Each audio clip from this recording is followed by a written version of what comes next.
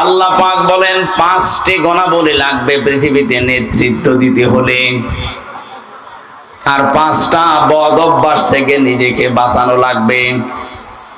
এ দেশটা স্বাধীন হওয়ার পর থেকে 53 বছর একটু মিলান তো, এই 5টা গুণ কাদের ভেতরে পাওয়া যায়, আর যে বদ অভ্যাস আছে 5টা কাদের ভেতরে পাওয়া যায়? 1 নম্বরে কোরআনে কারীম জানিয়েছে, কেউ যদি নেতা হতে চায় তার জ্ঞান থাকা লাগবে। এটা তো আমি বানালাম নাকি?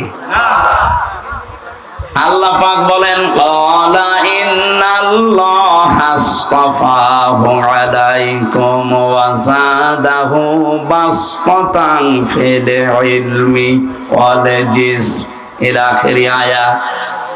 সূরা বাকারা 2 নম্বর পারা 19 নম্বর পৃষ্ঠার 14 নম্বর লাইনে 247 নম্বর আয়াতের মাঝের অংশে আছে। এটা তাফসীরে মুনিরের ভেতরে পাবেন। আল্লাহ পাক বলেন, অবশ্যই যে মানুষগুলো জ্ঞান অর্জন করে, বিশেষ করে গভীর জ্ঞান, এই গভীর জ্ঞান এই শব্দের ভেতরে দুনিয়া এবং আখিরাত 2 জগতের জ্ঞানই অন্তর্ভুক্ত। এরপরে আপনাকে শারীরিকভাবে সক্ষম হওয়া লাগবে।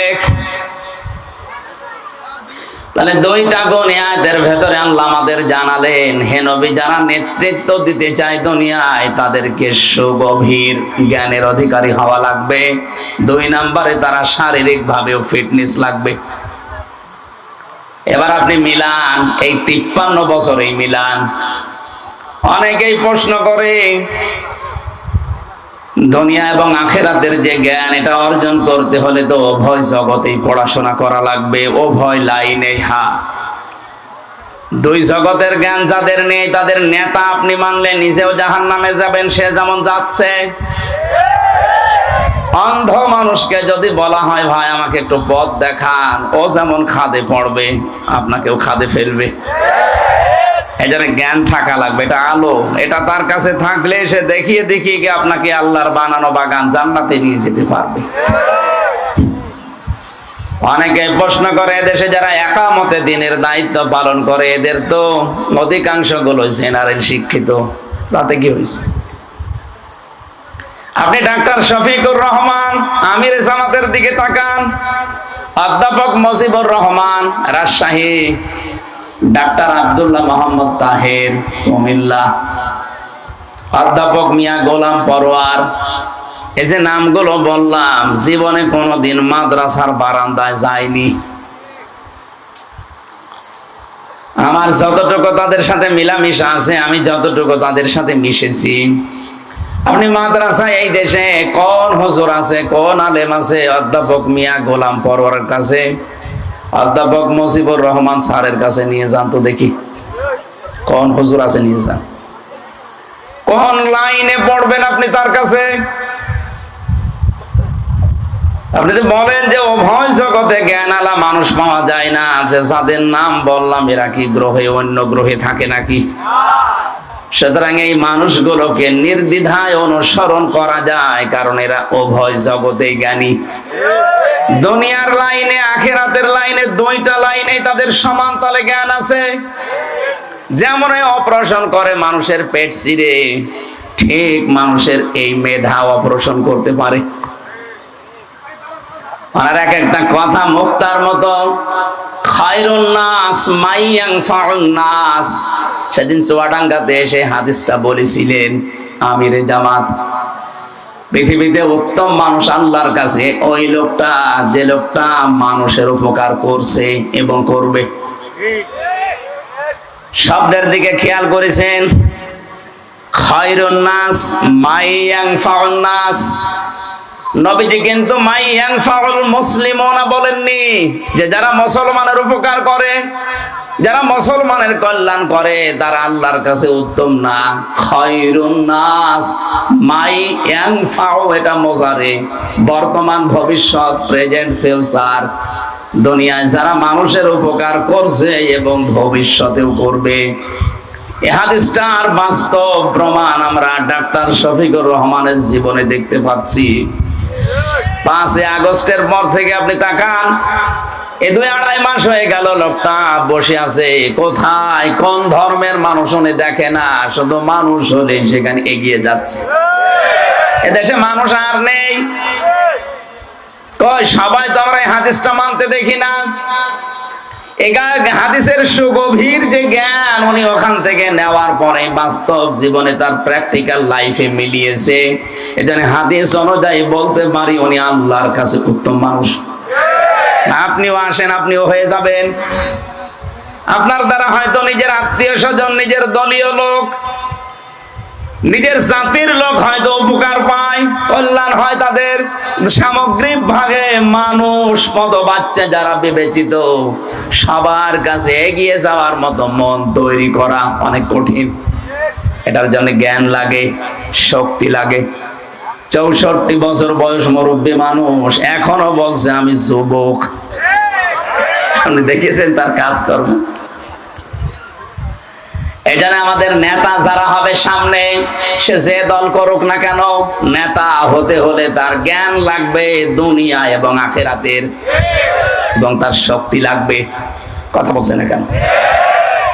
2 নম্বরে কেউ যদি নেতা হতে চায়, সে জালেম হলে সে নেতৃত্ব দিতে পারবে না। এইটা আমি বানালাম। সূরা বাকারা 1 নম্বর পারা 18 নম্বর পৃষ্ঠার 5 নম্বর লাইনের 124 নম্বর আয়াতে আছে, وَإِذِ ابْتَلَى إِبْرَاهِيمَ رَبُّهُ بِكَلِمَاتٍ فَأَتَمَّهُنَّ।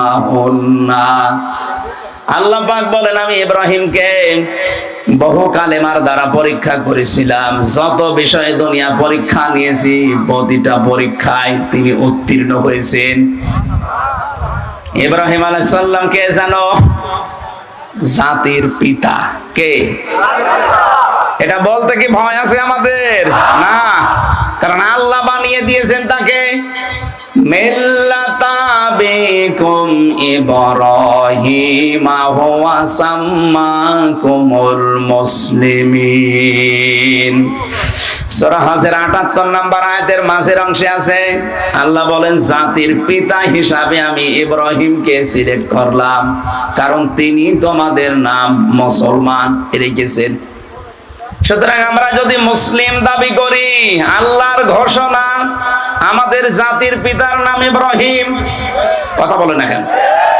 পিতা হিসাবে যে 11টা থেকে 13টা কাজ সন্তানের জন্য করা লাগে, তার প্রথম কাজ হচ্ছে একটা নাম রাখা। তিনি এমন পিতা, এমন একটা সুন্দর অর্থবোধক নাম রেখেছেন মুসলিম, আত্মসমর্পণকারী। আমরা এখানে অনেক বাবা আছে, এমন এমন নাম সন্তানের রাখি, শয়তান নাম শুনে হাসে আল্লাহ। একটা নাম হইল, একজনের নাম শুনে নাকি কে বলেছে ওর এক নমরুদ পয়দা হওয়া। সে যাই হোক, বলেন তো একটা মুসলমানের নাম শুনে যদি বলে নমরুদ পয়দা হয়েছে, আমরা এরকম নাম রাখতে রাজি আছি না।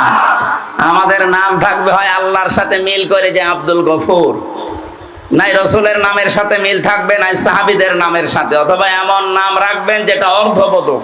এক কথা বলে না কেন? সুতরাং বাবা হয়ে শুধু জন্ম দিয়ে ছেড়ে দিয়েছে, নামও রাখতে পারেন না। একটা নাম অর্থবোধক রাখবেন। সেদিন কুষ্টিয়ায় দেখলাম একজন লিখে রেখেছে দোকানের সামনে মিহাদ স্টোর। মেয়ে কি লিখেছেন? আমার ছেলের নাম। ছেলের নাম মিহাদ। মিহাদ মানে জাহান্নামের নিকৃষ্ট জায়গা। হুজুর কোরআন শরীফ পড়তেছে, পেয়েছি বিসাল মিহাদ। আরে শয়তান, এরকম উল্টা পাল্টা নাম যেন আমরা না রাখি। বেসাল মিহাদ পড়িয়েছে, মনে কাছে কোরআনে আছে, ছেলের নাম রেখে দিই। আরে ভাই জিজ্ঞাসা করবি তো এটা মানে কি?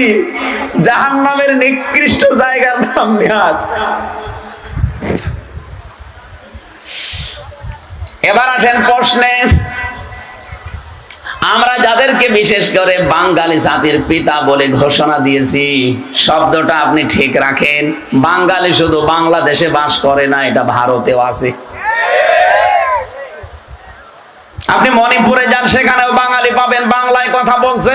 তো বাঙালি, আপনি যে বলেন তো আপনার জাতির পিতাকে, আপনি যারে বাঙালি জাতির পিতা চাপিয়ে দিচ্ছেন, ও মানবে? এক কথা বলেন না কেন? দ্বিতীয় নম্বর যে শব্দ বলা হয়, 1000 বছরের শ্রেষ্ঠ বাঙালি না, এ বাঙালি জাতি কি 1000 বছর থেকে আসতেছে? কোথায় পেয়েছেন ভান্ডার? আর বাকি গুলো তো আমি নাই বললাম, একটাও ঠিকছে না। জোর করে যাকে জাতির পিতা হিসাবে আমরা চালিয়ে দিতে চাই, আল্লাহ তাকে বানায়নি, রাসূলুল্লাহ বানায়নি, বানিয়েছি আমি। আমার কথা মানুষ মানবে? মানুষ কি বাধ্য নাকি? কথা বলে না কেন? সুতরাং দেশের জন্য যারাই কাজ করেছে এদের সম্মান আছে, তাহলে একজনকে ক্রেডিট দেওয়া ঠিক না। এই যে একক সিদ্ধান্তে একক মানুষকে উপরে তোলার জন্য যারা চেষ্টা করে, আল্লাহ তাদেরকে এত নিচে নামায়। আগস্টের 5 তারিখের বিকাল 5টা বাজতে বাজতে আমার মনে হয় আল্লাহ সব দেখিয়ে দিয়েছে। যদি আপনার না বোঝার ভান করে থাকেন, মাহফিলের পরে একটু আসেন, কানে কানে বলছে, ঠিক আছে? তাহলে বুঝলাম হযরত ইব্রাহিম আলাইহিস সালামকে আল্লাহ 50টা পরীক্ষা করেছিলেন, আয়াতের তাফসিরে আছে, প্রতিটি পরীক্ষায় তিনি পাস। আল্লাহ খুশি হয়ে বললেন, ক্বালা ইন্নী জাইলুকা লিন-নাসি ইমামা, হে ইব্রাহিম আমি তোমাকে জাতির জন্য নেতা বানিয়ে দিলাম। কোন জাতি? মানব জাতি। আল্লাহ কিন্তু লিল মুসলিমিনা ইমামা দেয়নি, যে মুসলমানদের ইমাম আপনি, না, লিন-নাস। আপনি কি মানুষ না? আল্লাহকে বিশ্বাস করিয়ে কথা বলেন, রাসূলুল্লাহকে বিশ্বাস করিয়ে কথা বলেন, অথচ বিশ্ব নবী মুহাম্মদ রাসূলুল্লাহর উপরে যে কোরআন আল্লাহ নাযিল করলেন, সেখানে আল্লাহ জানিয়েছেন ইব্রাহিমকে আমি মানব জাতির নেতা বানিয়েছি। আপনি মানুষ হিসাবে দাবি করেন, ইব্রাহিমের আদর্শ মানেন না, আপনি মানুষ না, অন্য কিছু।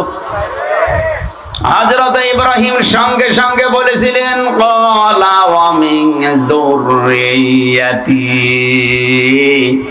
আল্লাহ নেতা হওয়ার যোগ্যতা, নেতৃত্ব দিতে পারা, এটা কি শুধু আমি পেলাম নাকি আমার বংশধর, আমার যারা সন্তানাদি আসবে দুনিয়ায় তারাও নেতা হতে পারবে?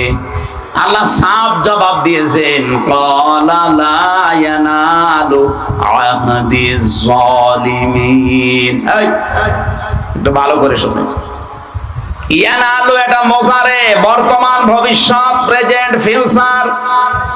আল্লাহ বলেন কোন জালেমের জন্য এখন যেমন কোন ওয়াদা নেই, কিয়ামত পর্যন্ত কোন জালেম নেতা হতে পারবে না। এ ওয়াদা কার? বলেন।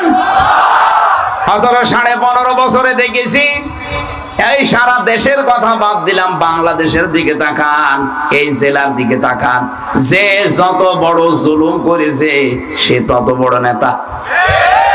আল্লাহ বলেন জালেমের জন্য নেতা হওয়াই জায়েজ নেই। আল্লাহর ঘোষণা মানি না, এজন্য আল্লাহ নিজে তাদেরকে এমন ভাবে ধরেছে, দুপুরের খাবার খাওয়ার সময় দেয়নি।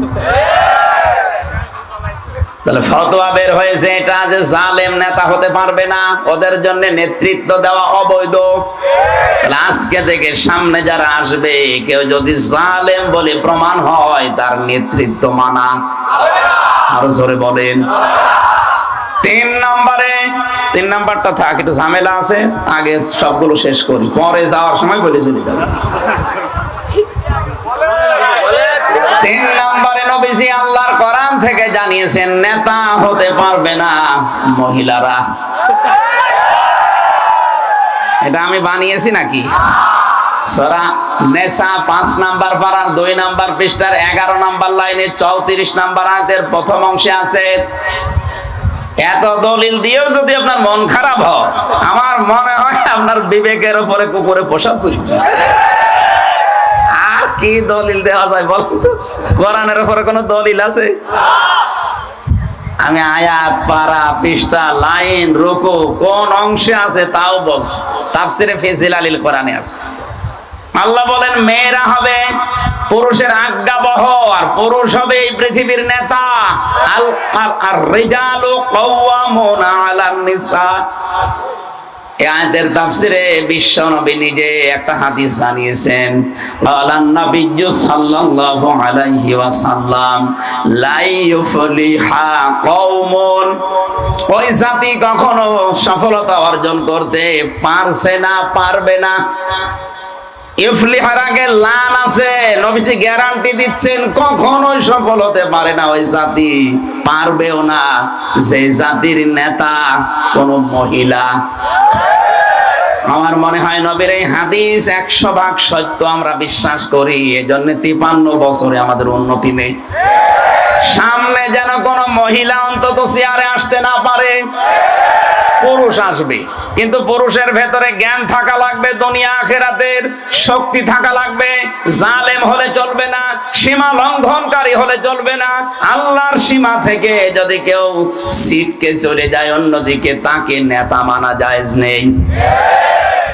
এটা আছে সূরা শুআরা 19 নাম্বার পারার 12 নাম্বার পৃষ্ঠার 5 নাম্বার লাইনের 151 নাম্বার আয়াতে, ওয়ালা তুতিউ আমরাল মুসরিফিন।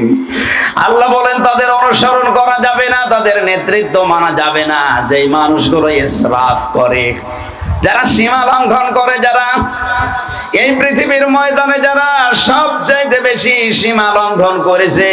আমি 25টা নবীর জীবনী পড়েছি কোরআনে, অধিকাংশ নবীর যারা জাতির লোকেরা ছিল তারা সীমা লঙ্ঘন করার কারণে ধ্বংস হয়েছে। এজন্য সামনে কোন সীমা লঙ্ঘনকারী, ইসরাফকারী, যারা অপব্যয় করে, অপচয় করে, এমন কোন মানুষ যেন আসতে না পারে, খেয়াল রাখা লাগবে। 5 নম্বরে ওই লোকটা নেতা হতে পারবে না যেই লোকটা আল্লাহর শরণ থেকে গাফেল হয়ে জীবন চালায় এবং নিজের মন মতো কাজ করে। এটা সূরা কাহাফের 28 নাম্বার আয়াতে আছে, ওয়ালা তুতিউ মান আগফালনা কলবাহু আন যিকরিনা ওয়াত্তাবা হাওয়াহু ওয়া কানা আমরুহু ফুরতা। যে লোকটা আমার শরণ থেকে গাফেল হয়ে গেছে তাকে অনুসরণ করা যাবে না। আল্লাহর শরণ থেকে কোন মানুষ যখন গাফেল হয়ে যায়, এটা আছে সূরা আনামের 44 নাম্বার আয়াতে, আল্লাহ পাক বলেন ওই মানুষগুলোর যত নিয়ামত আছে শান্তি দেওয়ার জন্য এগুলো বেড়ে যায়। ফালাম্মা নাসু মা যুকিরু বিহি ফাতাহনা আলাইহিম আবওয়াবা কুল্লা শাই। এদিকে দেখেন, আজান হোক, একজন জবাব দিয়ে দিন। যখন আল্লাহর ভাষা মানুষ ভুলে যায়, আল্লাহর আইনের কথা, আল্লাহর বিধানের কথা মানুষ ভুলে যায়, তখন ওই জাতির জন্য যত নিয়ামত আছে, লক্ষ্য করেন, ফাতাহনা, আমি আল্লাহ নিজে খুলে দেই, আলাইহিম, তাদের উপরে, আবওয়াবা কুল্লা শাই, বাবের বহু বচন আবওয়াব, যত রকমের শান্তির দরজা আছে সব তাদের জন্য খুলে দেই। খোলেন কে? আরো জোরে বলেন। আপনি আয়াতটা বাস্তবে মিলান বাংলাদেশের সাথে, 1500 বছর আগে নাজিল হওয়া, অথচ মনে হচ্ছে 2024 সালের 5 আগস্টে নাজিল হয়েছে। হ্যাঁ, আল্লাহ বলেন যারা আমার আইন ভুলে যায় তাদেরকে নিয়ামত দিয়ে আমি ভরপুর করে দেই, তাদের ক্ষমতা, পাওয়ার, প্রভাব, প্রতিপত্তি, টাকা পয়সা কোনো কিছুর অভাব রাখি না। আপনি মিলান তো, 2006 সালের এই অক্টোবর মাসে 28 অক্টোবর জসিম ভাইকে যেভাবে পিটিয়ে রাজপথে হত্যা করার পরে তার লাশের উপরে ড্যান্স দিয়েছে, দেখেননি দুনিয়ায়? এটা দেখার পরে ওই সময় মনে হয়েছিল কি মানুষ। আমি একবার সিরাজগঞ্জ থেকে আসছিলাম, তখন বাসে চলাফেরা করতাম, বাসের ড্রাইভারের পেছনে আছি, ড্রাইভার সাহেব মাঝখানে দেখলাম একটা কুকুর পড়ে আছে, চালিয়ে দিল না, বাম দিয়ে দিল, গাড়ি একটু ঝাঁকি দিয়েছে। বললাম ভাই আপনি এমন করলেন, এখন একটু অ্যাক্সিডেন্ট হয়ে যেত। আমারে বলছে হুজুর দেখেন না একটা মরা কুকুর পড়ে আছে, আমি ডবল করে মারবো, আমার বিবেক নেই? আমার তো মরা কুকুর, মারলেই কি আর না মারলেই কেউ কিছু টের পাবে? আমার দিকে ড্রাইভার ঘুরে বলছো হুজুর, অথচ একটা মানুষের কথাই লক্ষ্মী বইটা নিয়ে সারা দেশ থেকে মানুষ পাগলের মতো ছুটে গেছে ঢাকায়। জসিম ভাইয়ের মতো মানুষকে পিটিয়ে হত্যা করার পরে ছেড়ে দেয়নি, লাশের উপরে ড্যান্স দিয়েছে। এদেরকে কি মানুষ বলা যায়? এত বড় নৃশংস কাজ করার পরে মনে করলাম আল্লাহ তোমার সূরা আনামের 44 নম্বর আয়াত, তার মানে না পুরা উল্টিয়ে গেছে। 2 বছর পরে দেখি আল্লাহ তাদেরই শান্তির জন্য ক্ষমতা দিয়ে দিল। প্রভাব প্রতিপত্তি টাকা পয়সা যা লাগে আল্লাহ সব খুলে দিয়েছে।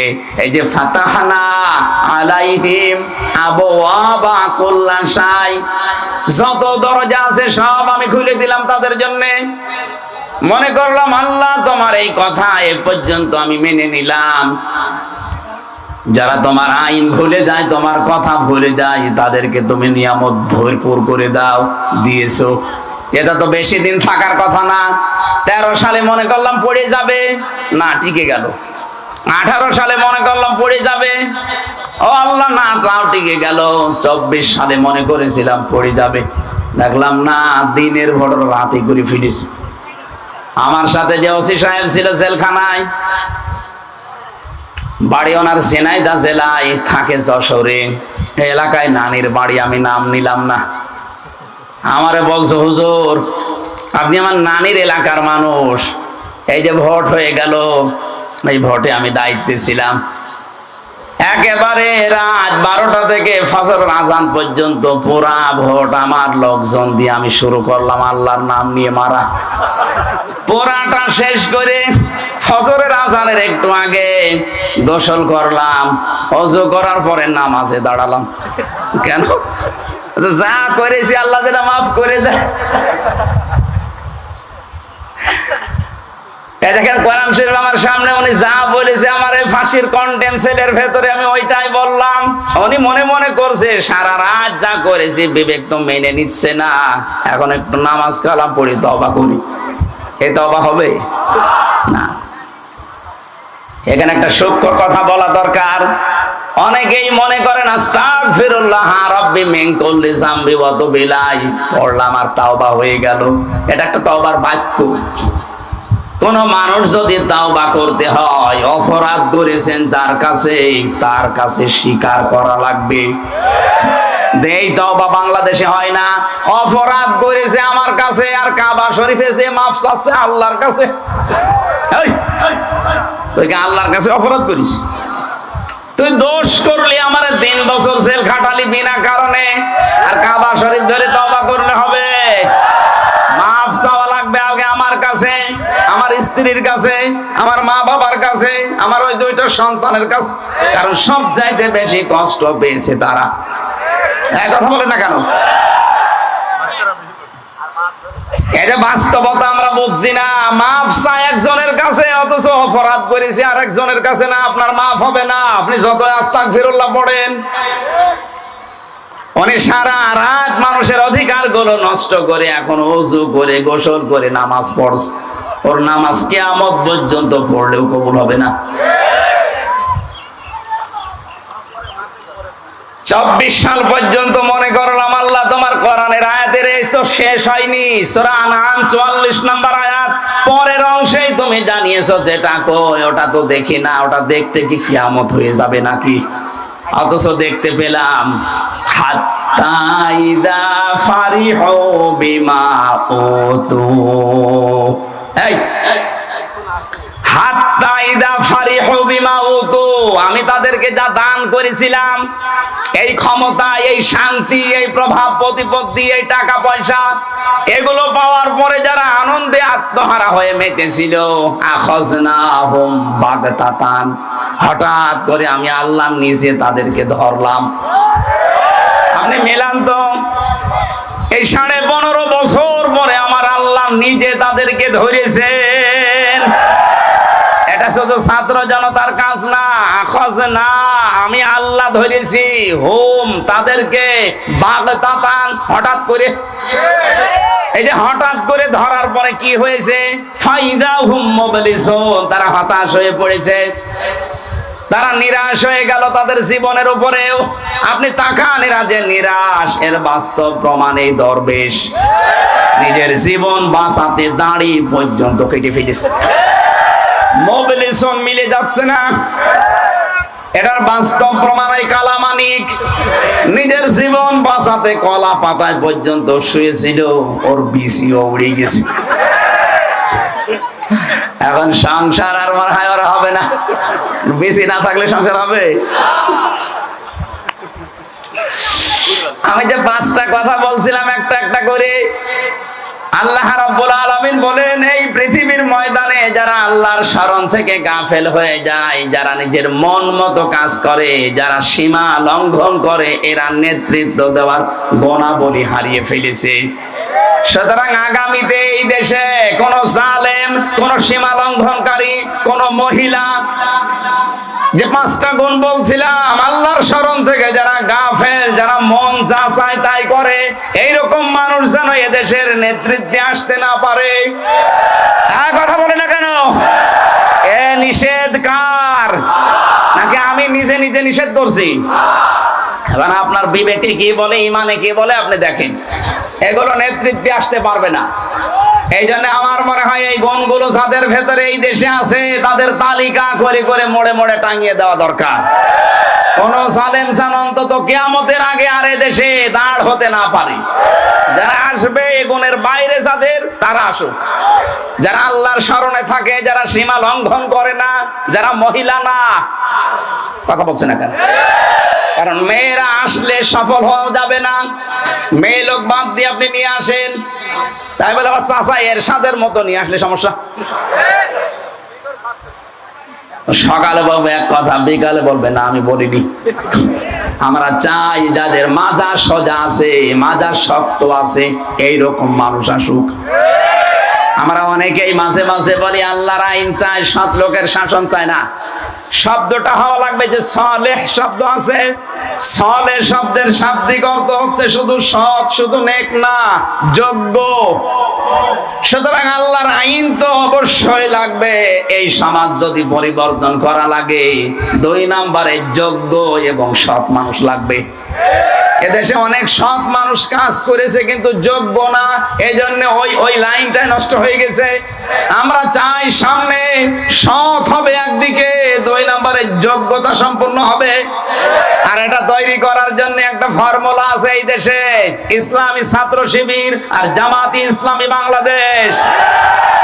আপনি ভুল প্রমাণ করেন, আমি আপনাকে একেবারে মিলিয়ে দিচ্ছি, যোগ্যতা সম্পন্ন বানিয়ে তুলবে আপনাকে।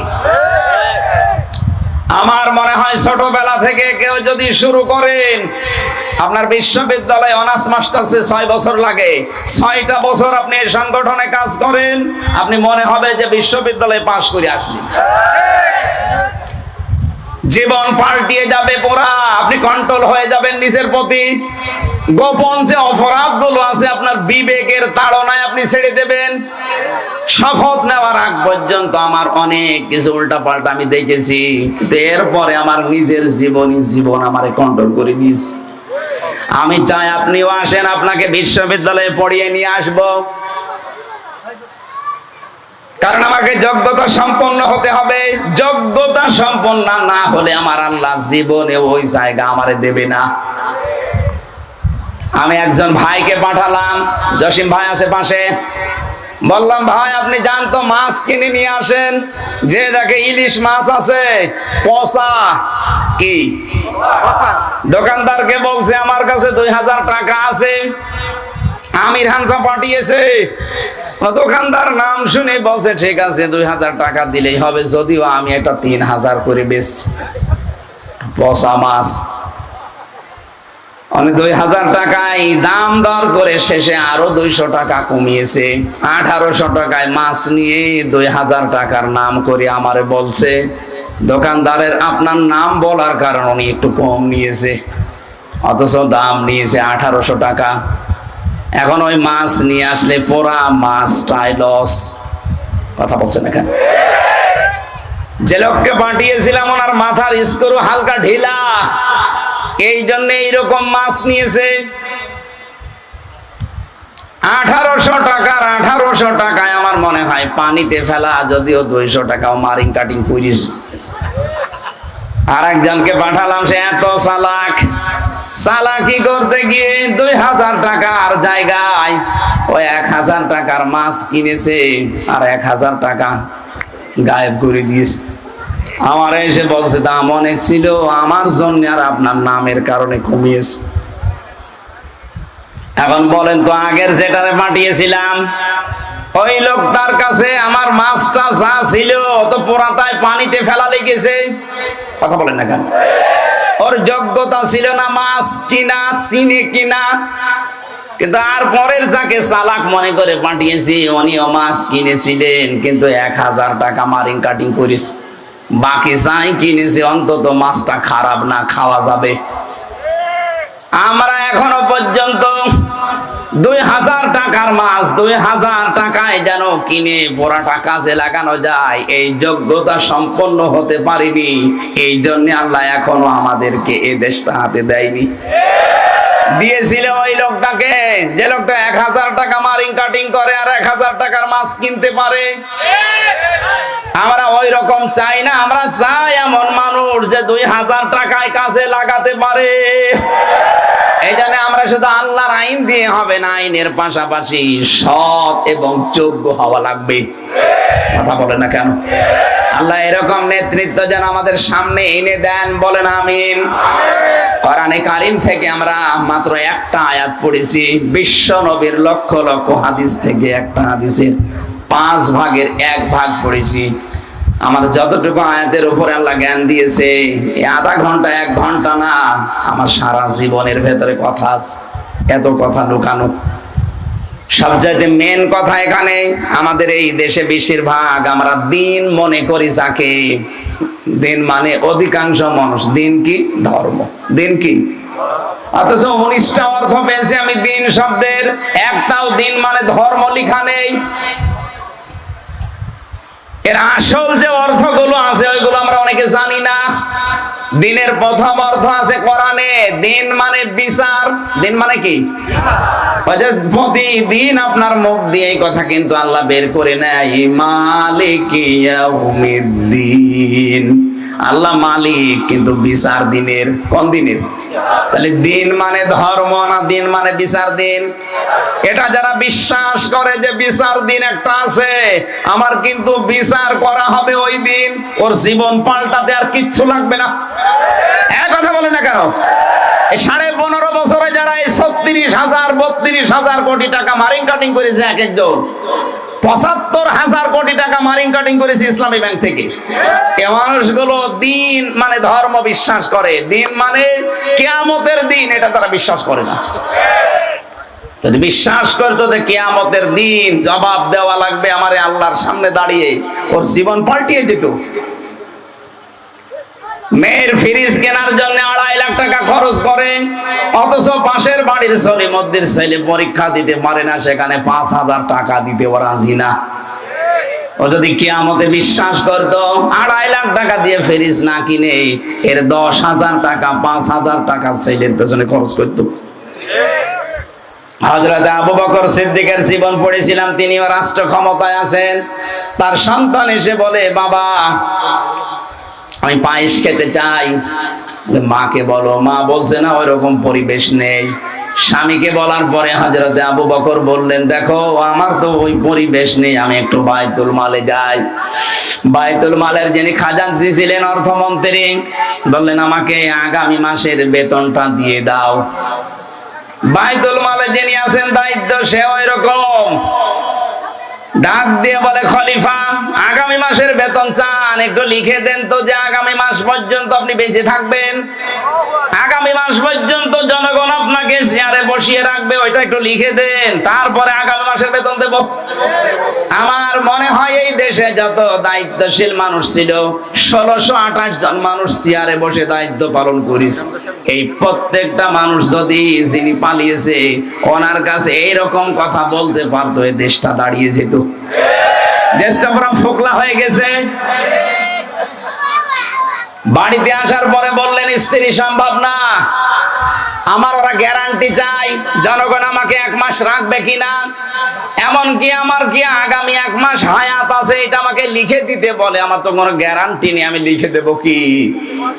স্ত্রী বহু কষ্ট করে খাবারের কিছু অংশ বাঁচিয়ে 2 কেজি মতো আটা বিক্রি করে ওইটা দিয়ে উনি 15 দিন পরে 22 বানিয়েছে। সন্তানকে দিয়েছে খাবার খেতে, স্বামীকে ডাক দিয়েছে। হযরতে আবু বকর সঙ্গে সঙ্গে বললেন, তাড়াতাড়ি খেয়ে নাও। কি করে এটা পেলে? এইভাবে করেছি। অর্থমন্ত্রীর কাছে গিয়ে বললেন, দেখেন আগামী মাস থেকে আমার যে 10,000 টাকা মনে করেন আমাকে দেওয়া হয় ভাতা, 1,000 টাকা করে কম দেবেন। আমি যা দেখলাম যে 1,000 টাকা কম হলো আমার সংসার চলে।